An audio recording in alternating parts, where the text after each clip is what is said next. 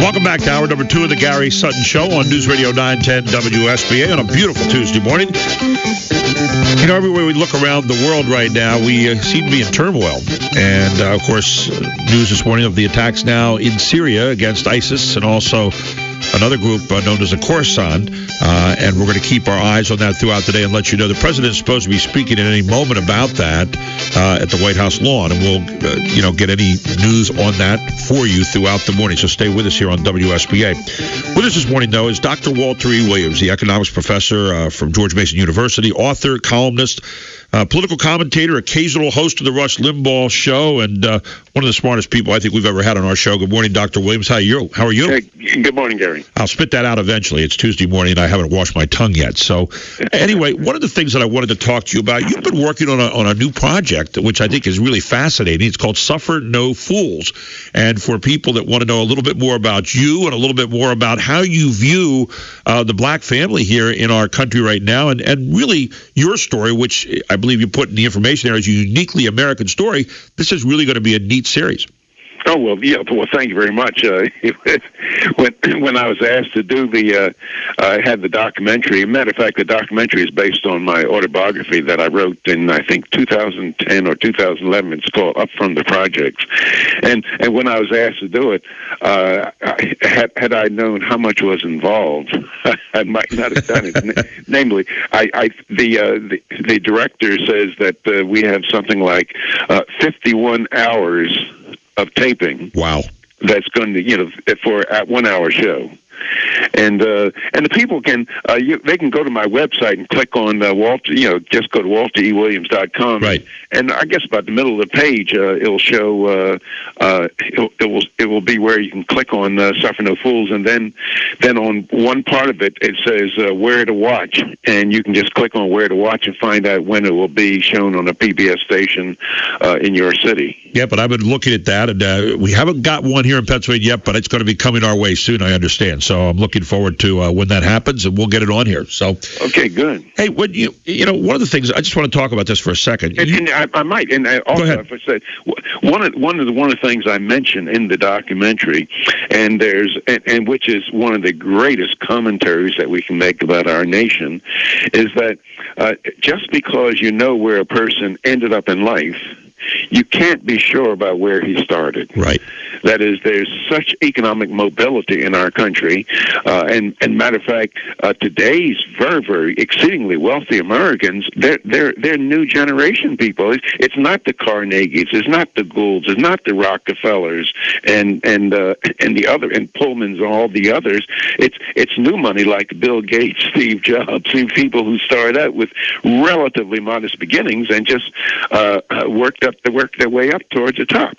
You make a statement in there that I think is one of the most seminal statements that you can make, and it says, you've come to believe that it's been the welfare state that has done to black Americans what slavery could never do, which is destroy the black family. And you get into those ideas, I know, and Suffer No Fools, but I want to also talk about that with you this morning a little bit, because I think there is, when someone looks at someone like you, or at a Ben Carson, or a Thomas Sowell, or so many people who have made it in this country, despite roadblocks thrown in the way, maybe race as well, you've been able to say, we've been independent. And yet at the same time, here's something, the whole welfare system, the whole welfare state mentality that has really hurt the black family. And you talk a little bit about that, if you would. Well, yeah. There's an excellent book. It's written by a fellow named Herbert Gutmann, and he talks about the black family from slavery until 1920.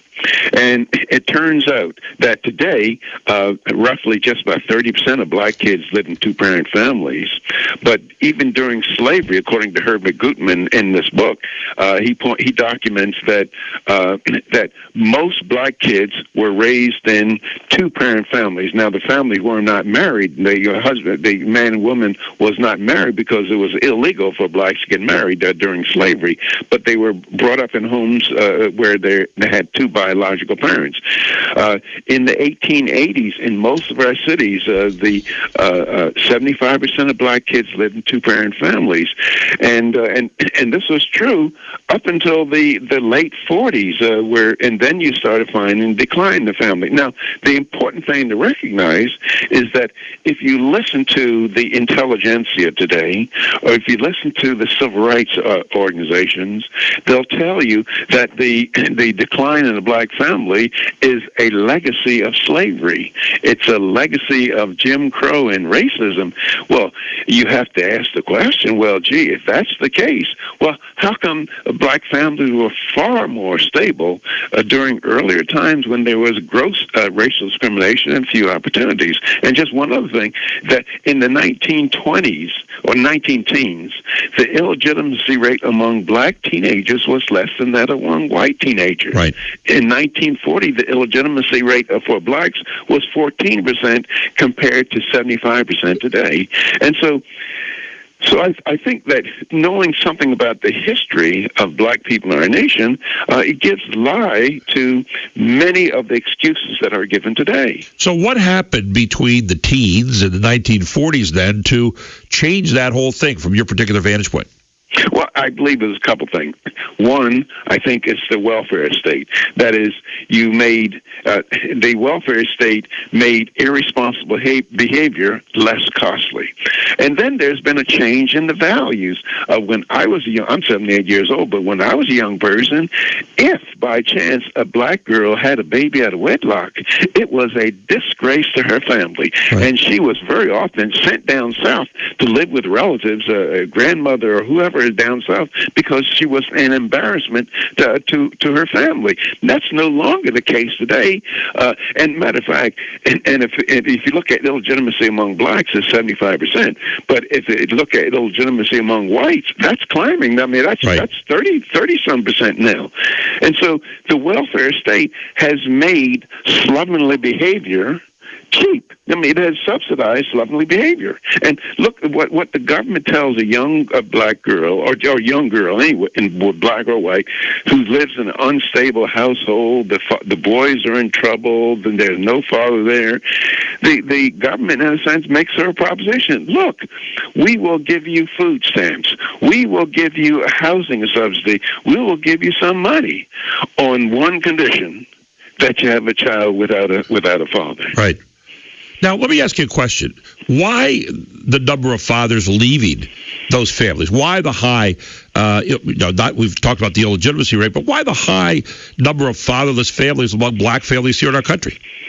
Well, I think a lot of it's just your welfare state, and then also the girl gets no money if a man is present in the house, and a lot of times these guys who make these babies, they live off the woman. They take her welfare money for drugs or for whatever they get involved with. Now, again, Sweden, for example, is the mother of the welfare state, and the illegitimacy rate in Sweden is slightly over 50%. But, however, there's a difference.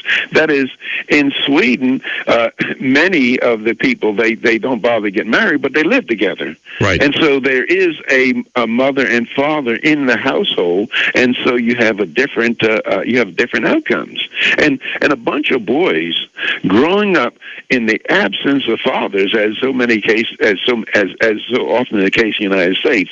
I mean, that's like you create neighborhoods that are like the Lord of the Flies writ large. I mean, I think that the listeners out there, and at least surely my experience, boys, when they get around 13, 14, and the hormones and the uproar, they think they can take over everything.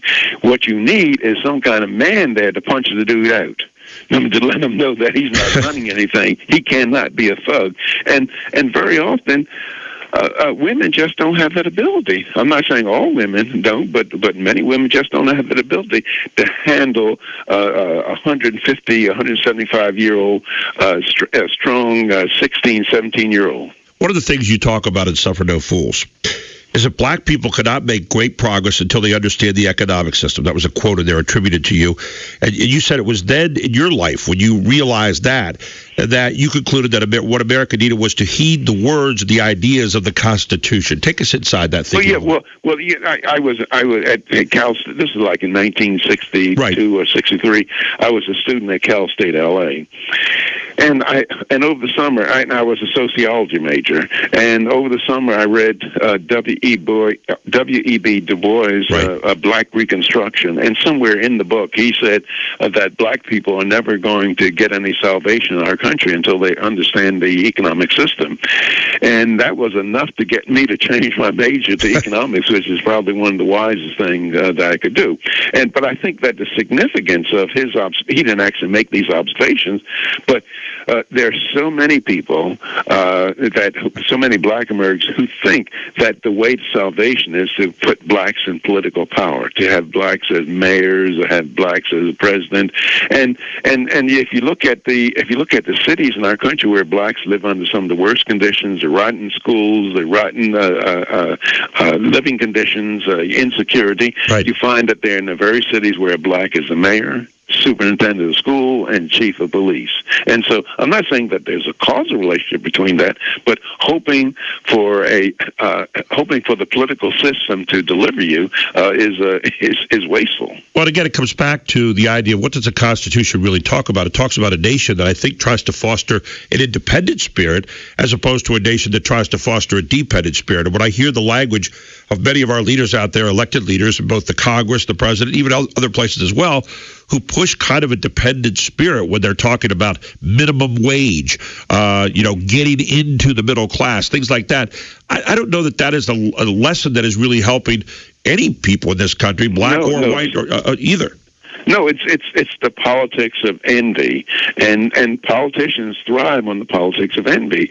The lessons that people used to get back when I was coming, and like my stepfather, he used to always tell me, look, Walter, any kind of job is better than begging or stealing. That's not the message. People say, well, no, I'm not going to do no hamburger flipping or stuff like this. I'd much rather stay on unemployment or welfare.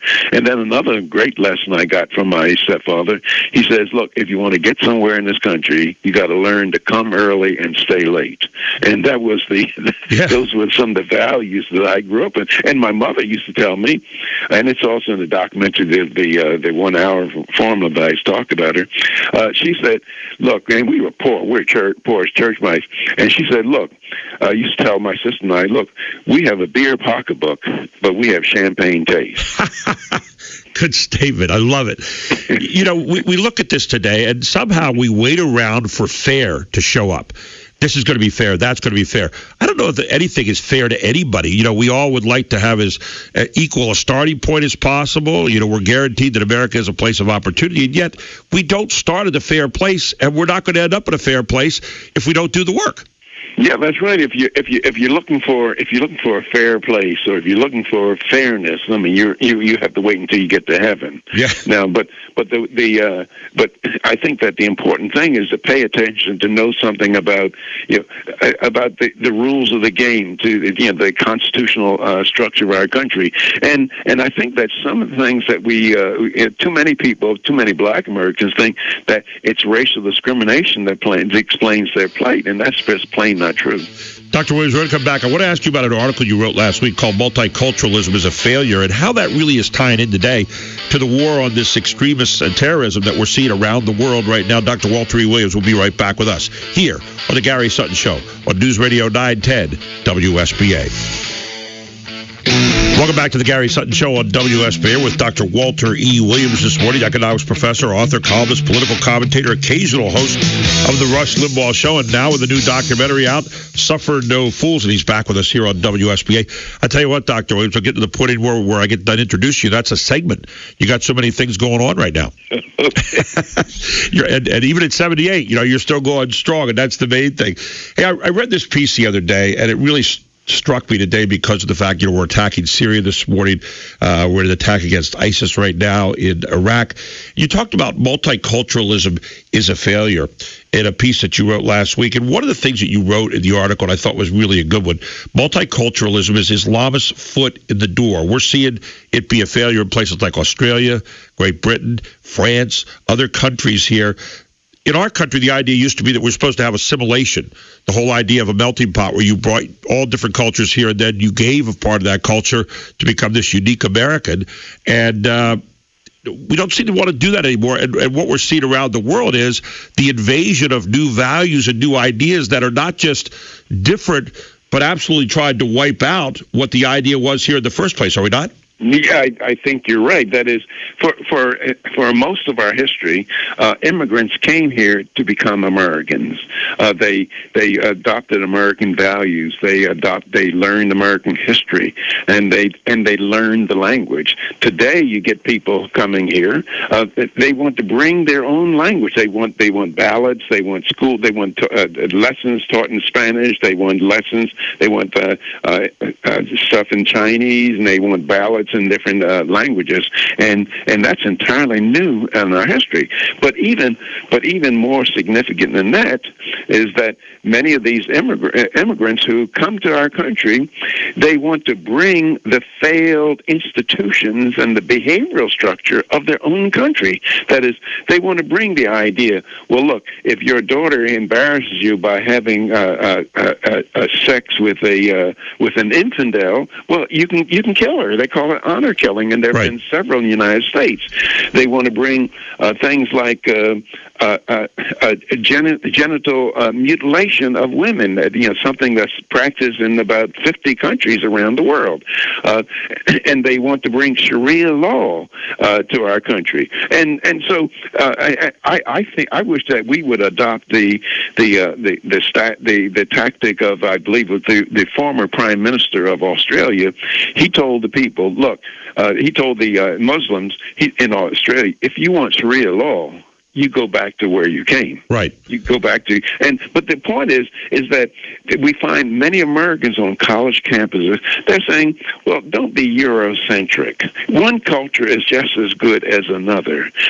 You can't say that one culture is better than another. Have a multicultural. And I've asked some of these people, do you think that denying women the right to drive a car, as they do in many Muslim countries, or require that they keep their face covered, do you think that is an equal a cultural value to ours? Or if a woman engages in adultery, she's stoned to death? And I've asked people, well, do you think that's equal to our culture? They can't answer those questions. But the tragedy of it, these are simple questions, but nobody's asking them. And the professors on many college campuses are teaching young people how to hate our country. And I give you some quotes, but there are many quotes where they tell the students that America is the greediest and most selfish country in the world. Another a history teacher said, capitalists are swine, they're bastard people. Right. And this kind of stuff going to our young heads full of mush who are 17, 18 years old, and they can't think very well and reason, engage in critical thought in the first place. And that is the place they stop by the way, before they become adults, which is college in many cases. And so there you're getting the final bit of propaganda. And if you buy into that, thus we have people coming out that want a hyphenated society, that don't want to recognize what assimilation is compared to cultural pluralism. And we really get into a problem there. And I think that's exactly where we are today. That is absolutely right, and one of the big reasons why we are, and particularly on college campuses, is because today the hippies of the 60s, they're now professors and administrators on colleges, and they just transported that kind of thinking of the 60s that was prevalent during 60s to today, and exporting it to our young people. You posed an ominous question in your piece here, and you said the question up for grabs is whether we have the intelligence to recognize the attack from from these Islamic extremists, and the will to defend ourselves from annihilation. That, we're thinking about that every day as we discuss this. Your thoughts on, do we have the will, and do we have the intelligence to really attack and try to end this scourge? Well, I think in order for Americans to get the will, I think there's going to have to be a tragic occurrence in our country. That is, Americans are going to have to see, before we before we stop listening to the liberals and the Democrats, they're going to have to see some ISIL members coming in through our border in Texas, next to Mexico, and they're going to see some beheading in New York City or San Francisco. That's what it's going to take, and that's tragic. That is tragic. It struck me last week that I read Jay Johnson, the Homeland Security, said, well, we had 4 people allegedly down on the border who were with ISIS or some other terrorist group who were there plotting something on September 10th. The administration has not denied that, and yet here's what they had to say. They said, well, we have no credible evidence that there's a significant threat there right now and tried to defend the immigration policies. I find that to be terribly sad. It goes right back to your point. We're not going to be happy until we have to react to something again instead of being proactive in guarding our borders and making sure that we make our country what it once was. Yeah, and the question is, will Americans tolerate the excuses that will emerge? I sure hope we don't. I sure hope that we start to look ahead a little bit here. We seem to be a reactive society instead of a proactive one, Dr. Williams. Yes, that's right. You're right. Thank you so much for joining us. Again, people, keep your eyes out there for Suffer No Fools, the new documentary out. Dr. Walter E. Williams, you can go to his webpage at drwalterewilliams.com. And No, it's Walter E. Williams. Walter E. Williams. Sorry, I threw the doctor in there. It's just a force of habit. WalterEWilliams.com. And Dr. Williams, always a pleasure having you on. We look forward to our next time. Take care. Chatting with you. Bye. Thank you. Dr. Walter E. Williams with us on the Gary Sutton Show. And again, that website, WalterEWilliams.com. Don't put the doctor in front of it.